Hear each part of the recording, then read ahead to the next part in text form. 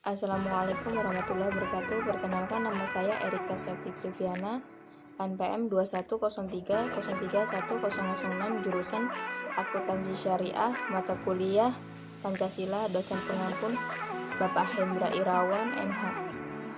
Materi yang pertama, sejarah lahirnya Pancasila. Pancasila berasal dari bahasa Sanskerta, yaitu panca yang artinya 5, dan sila yang berarti asas atau dasar. Pancasila, ketuhanan yang Maha Esa, kemanusiaan yang adil dan beradab.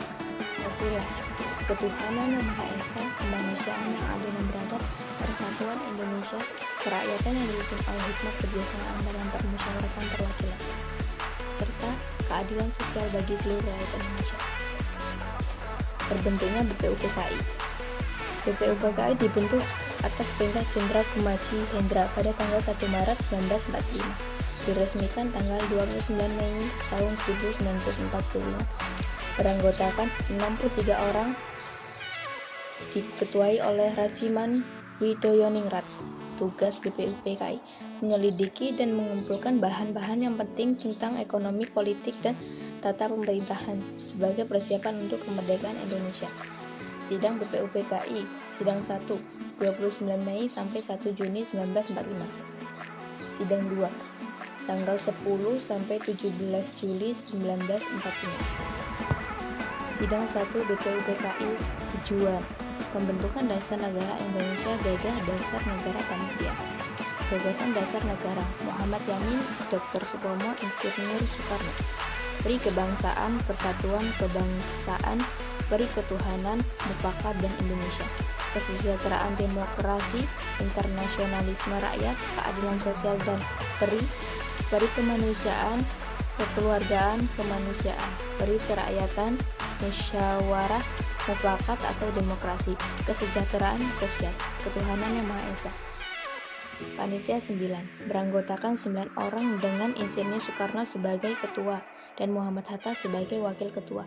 Pada tanggal 22 Juni tahun 1945 menghasilkan Piagam Jakarta.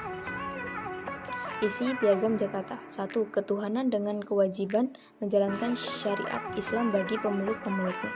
2. Kemanusiaan yang adil dan beradab. 3. Persatuan Indonesia. 4. Kerakyatan yang dipimpin oleh hikmat kebijaksanaan dalam permusyawaratan perwakilan. 5. Keadilan sosial bagi seluruh rakyat Indonesia. Sidang 2 BPUPKI. Tema: bahasa hasil sidang. Bentuk negara: membentuk panitia. Wilayah negara: perencanaan undang-undang kewarganegaraan, panitia pembela tanah, rencana undang air atau peta. Diketuai Undang-Undang Dasar oleh Adi Koesno. Pendidikan dan pengajaran, panitia ekonomi dan keuangan, diketuai Muhammad Hatta. Terbentuknya PPKI dibentuk pada 7 Agustus 1945, diketuai Insinyur Soekarno dan wakilnya Dr. Andes Muhammad Hatta. Sedang sebagai penasihatnya ada Mr. Ahmad Subarjo.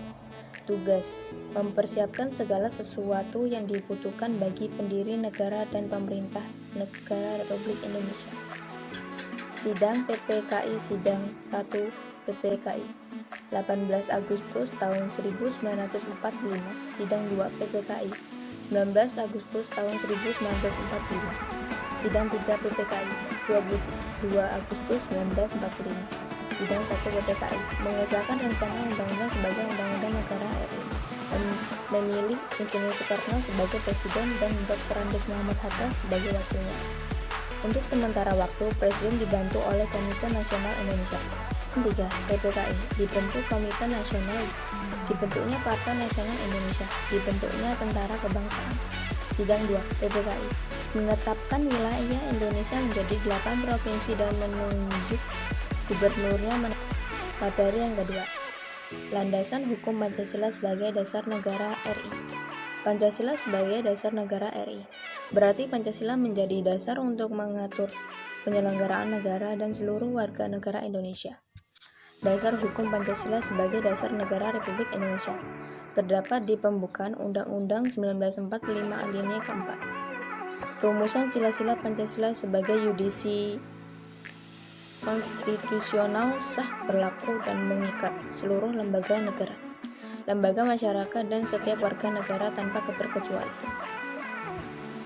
Prinsip-prinsip dasar pembukaan Undang-Undang 1945. Alinea pertama, pengakuan kemerdekaan dan HAM sebagai hak universal sebagai bangsa, bahwa sesungguhnya kemerdekaan itu ialah hak segala bangsa, dan oleh sebab itu maka penjajahan di atas dunia harus dihapuskan karena tidak sesuai dengan pri kemanusiaan dan pri keadilan. Alinea kedua, penegasan tentang perjuangan pergerakan kemerdekaan. Dari perjuangan pergerakan kemerdekaan di Indonesia telah sampailah kepada saat yang berbahagia, dengan selamat sentosa mengantarkan rakyat Indonesia ke depan pintu gerbang kemerdekaan negara Indonesia yang merdeka, bersatu, berdaulat, adil, dan makmur. Alinea ketiga, pengakuan terhadap eksistensi bangsa Indonesia sebagai negara yang bertuhan atas berkat rahmat Allah yang Maha Kuasa, dan dengan didorongkan oleh keinginan luhur supaya berkehidupan kebangsaan yang bebas, maka rakyat Indonesia menyatakan dengan ini kemerdekaan. Alinea keempat, 1. Hakikat tujuan negara. 2. Cara mencapai tujuan negara melalui hukum dasar dan kedaulatan rakyat. 3. Prinsip dasar penyelenggaraan negara. Kemudian daripada itu, untuk membentuk suatu pemerintahan negara Indonesia yang melindungi segenap bangsa Indonesia dan seluruh tumpah darah Indonesia, dan untuk memajukan kesejahteraan umum, mencerdaskan kehidupan bangsa, dan ikut melaksanakan ketertiban dunia yang berdasarkan kemerdekaan, perdamaian abadi, dan keadilan sosial, maka disusunlah kemerdekaan kebangsaan Indonesia itu dalam suatu undang-undang dasar negara Indonesia yang terbentuk dalam suatu susunan negara Republik Indonesia yang berdaulatkan rakyat dengan berdasarkan kepada ketuhanan yang maha esa, kemanusiaan yang adil dan beradab, persatuan Indonesia, dan kerakyatan yang dipimpin oleh hikmat kebijaksanaan dalam permusyawaratan perwakilan, serta dengan mewujudkan suatu keadilan sosial bagi seluruh rakyat Indonesia. Fungsi pembukaan Undang-Undang tahun 1945. Pembukaan Undang-Undang 1945 merupakan suasana kebatinan atau kerohanian dari Undang-Undang 1945. Suasana kerohanian memberi arah bagi cita-cita hukum dari Undang-Undang 1945 beserta penjabarannya dalam bentuk peraturan perundang-undangan yang lain. Pembukaan Undang-Undang 1945 merupakan sumber inspirasi atau semangat Undang-Undang 1945. Pembukaan Undang-Undang 1945 mewujudkan cita-cita hukum yang menguasai hukum dasar negara. Undang-Undang Negara Republik Indonesia 1945 sebagai dasar hukum. Undang-Undang 1945 merupakan hukum dasar tertulis dan tertinggi serta merupakan puncak dari seluruh peraturan perundang-undangan. 1945 mengatur 4 hal terpenting, yaitu 1. Prinsip kedaulatan rakyat. 2. Pembatasan kekuasaan organ-organ negara. 3. Mengatur hubungan antar lembaga-lembaga negara. 4. Mengatur hubungan kekuasaan antar lembaga-lembaga negara dengan warga. Materi yang ketiga yaitu kajian sejarah perjuangan bangsa Indonesia era Orde Baru sampai dengan Reformasi.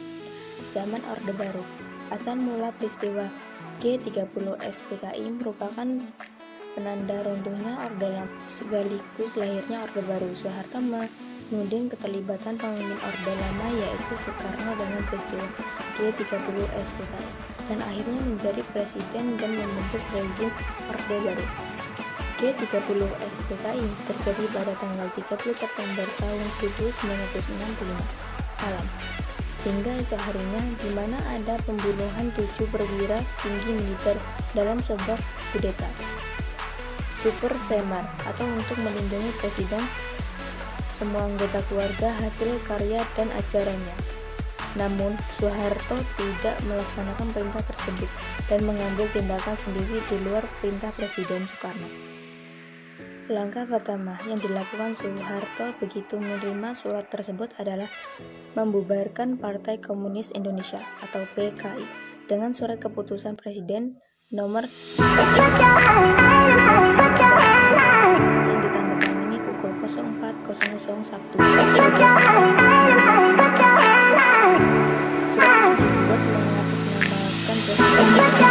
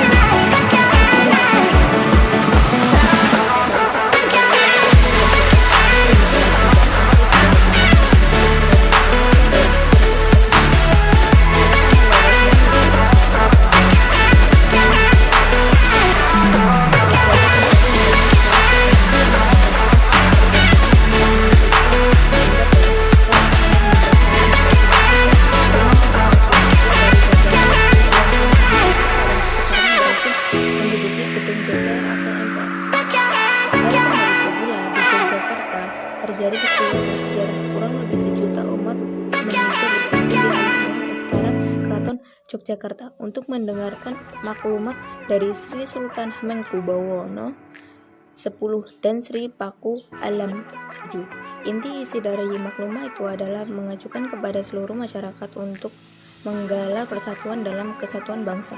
Pada tanggal 20 Mei 1998, Presiden Soeharto mengundang tokoh-tokoh bangsa Indonesia untuk dimintai pertimbangannya membentuk Dewan Reformasi yang akan diketuai oleh Presiden Soeharto.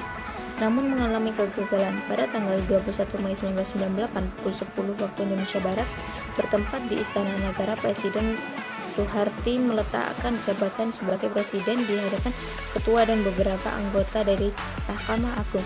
Presiden menuju Wakil Presiden B.J. Habibie untuk menggantikan menjadi presiden serta melantiknya dilakukan di depan Ketua Mahkamah Agung dan para presiden di hadapan ketua dan beberapa anggota dari Mahkamah Agung.